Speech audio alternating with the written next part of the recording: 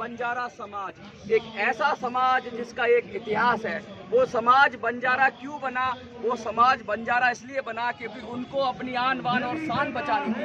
वो बंजारा समाज जिसको कहते हैं कि महाराणा प्रताप के साथ था, वो बंजारा समाज जिन्होंने अंग्रेजों से लोहा लिया, तभी तो अंग्रेजों ने उन्हें क्रिमिनल ट्राइब बना दिया। क्योंकि जो आज़ादी की लड़ाई में जिन्होंने अपना खून पसीना बहाया, तो अंग्रेज को तो वो दुश्मन लगते ही थे। तो ये उसी बंजारा समाज से ये लोग हैं और कहते हैं कि सबसे अंतिम पायदान पर अगर कोई व्यक्ति है तो बंजारा समाज है। बहुत सारी जातियों को सूचित कर लिया गया, अनुसूचित कर लिया गया। ट्राइब जब जाति के आधार पर हुई तो इनका तो कहीं नाम ही नहीं था, क्योंकि अंग्रेजों तो पहले ही इनसे चिड़े हुए थे। और जब कास्ट सेंसस हुआ तो कास्ट सेंसस के अंदर इनको तो कोई ये जैसे हवा में है, इनकी कोई गिनती ही नहीं की गई, इनको कहीं रखा ही नहीं गया। अब बात फिर उठ रही है कास्ट सेंसस की। बिहार में आपने सुना होगा कि जातिगत जनगणना की बात हो रही है लगातार। उसके बाद हो रहा है कि भाई आइडेंटिफाई तो करो, हमारे देश में कितने लोग हैं, हजार हैं, करोड़ हैं, लाख हैं, 2 करोड़ हैं, जिनको अभी भी संविधान के अधिकारों से वंचित कर दिया गया,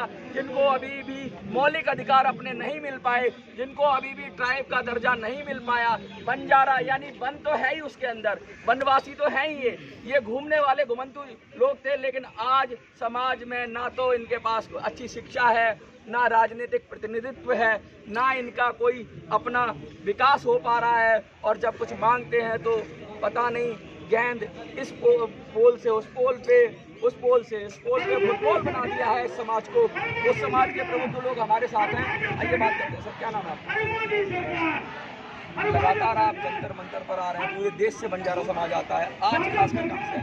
उत्तर प्रदेश। सर क्यों अब आप तो कह रहे हैं उत्तर प्रदेश की तो ये गवर्नमेंट रिकॉग्नाइज भी कर रही है, आपको मान सम्मान भी दे रही है, और जैसा आपने पहले बताया कि बीजेपी के आप एक नियमित वोटर हैं आपका समाज, फिर क्यों आपके साथ इतना सारा? नहीं, आज वर्तमान में यहाँ पर पार्लियामेंट सत्र चल रहा है। बंजारा समाज की मांग जो अनुसूचित जनजाति, मुख्य मांग हमारी अनुसूचित जनजाति जो मांग शेड्यूल ट्राइब में आप चाहते हैं जी, और वो शेड्यूल ट्राइब का दर्जा देने के लिए हमारी योगी सरकार ने प्रस्ताव को भारत सरकार को भेजा। सर जो प्रिलिमिनरी ट्राइब से, जो शेड्यूल ट्राइब से, उनका कुछ क्राइटेरिया होता है, वो क्राइटेरिया क्या क्या क्राइटेरिया मैच करता है? भाषा, आपकी संस्कृति, उसकी बोली भाषा अलग हो, रीति रिवाज अलग हो, खान पान अलग हो, भौगोलिक अलगाव हो, जो क्राइटेरिया एसटी का होता है, हाँ, वो सारा एसटी का क्राइटेरिया की अनुसूचित जाति जनजाति शोध संस्थान से पूरे उत्तर प्रदेश सरकार ने अपनी पूरी रिपोर्ट बना करके भारत मतलब आप कह रहे हैं कि आपको वो चीज़ पे सारे क्राइटेरिया पे आप खरे उतर रहे हैं? 100%। दूसरा, आरजीआई को भी हमने अभी जवाब दिया है कि 1931 के जो सेंसस में नहीं थी, हाँ, और कई जातियां ऐसी हैं जिसको राज्य सरकार की संस्कृति के आधार पर, राज्य सरकार के रिकमेंडेशन के आधार पर, जैसे गुर्जर की मैं बात करूं, गुर्जर कम्युनिटी है, वो भी उनको भी, अच्छा बात करिए।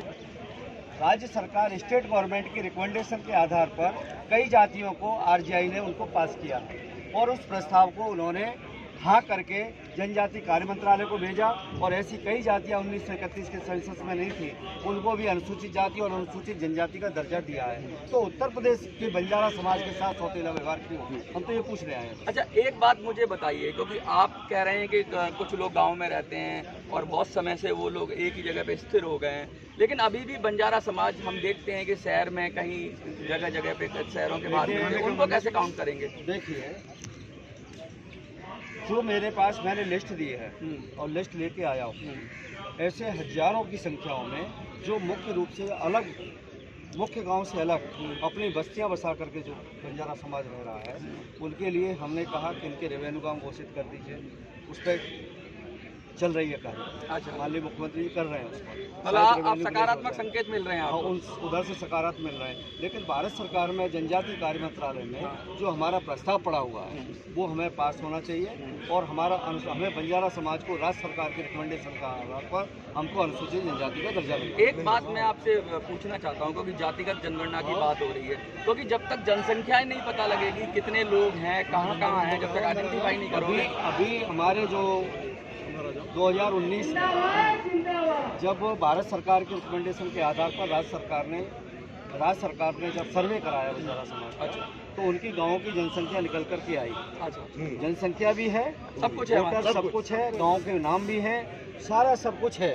और वो सरकार ने, उत्तर प्रदेश सरकार ने भारत सरकार को उस जनसंख्या के आधार पर प्रस्ताव भारत सरकार को भेज रखा। देखिए ये साफ साफ कह रहे हैं कि ये सिर्फ संकल्प की कमी है, वरना सब कुछ है। जो जो क्राइटेरिया ये कह रहे हैं, वो बोल की बात हो, एक जगह की बात, रहने की बात हो, रीति रिवाज की बात हो, कल्चर की बात हो, जो प्रिमिटिव ट्राइब के लिए या जो आदिवासी समाज के लिए जो जो क्राइटेरिया चाहिए, वो सारे पे ये लोग खरे उतरते हैं। दिक्कत पर इतनी है कि इनको अंग्रेजों ने जब सौतेला व्यवहार किया तो वो सरकारें भी उदासीन हो गई और वो भी उसी तरह से, और इन समाज में उठकर कभी आगे कुछ लोग आए भी नहीं, क्योंकि उतना राजनीतिक चेतना नहीं थी। और समाजों में चेतना हुई अपने अधिकार के लिए, लेकिन इस समाज में राजनीतिक चेतना की थोड़ी कमी रही, जिस वजह से अपने अधिकारों के लिए ये लोग संगठित नहीं हो पाए। और दूसरा, ये लोग बहुत अलग अलग भी रहते थे, लेकिन अब ये कह रहे हैं कि हम बहुत सालों से एक ही जगह रह रहे हैं, अलग गांव से अलग बस्तियां बसा ली हैं। तो इनको भी जब राज्य सरकार रिकमेंडेशन भेज रही है केंद्र में, तो मुझे लगता है 24 से पहले इनको भी, केंद्र सरकार को भी इस पर कुछ ना कुछ लेना चाहिए। आपको क्या लगता है कि बंजारा समाज को न्याय मिलना चाहिए? अगर न्याय चाहिए तो वीडियो को ज़्यादा से ज़्यादा शेयर करिए। जनता संसद में मनोज राजी, जय हिंद।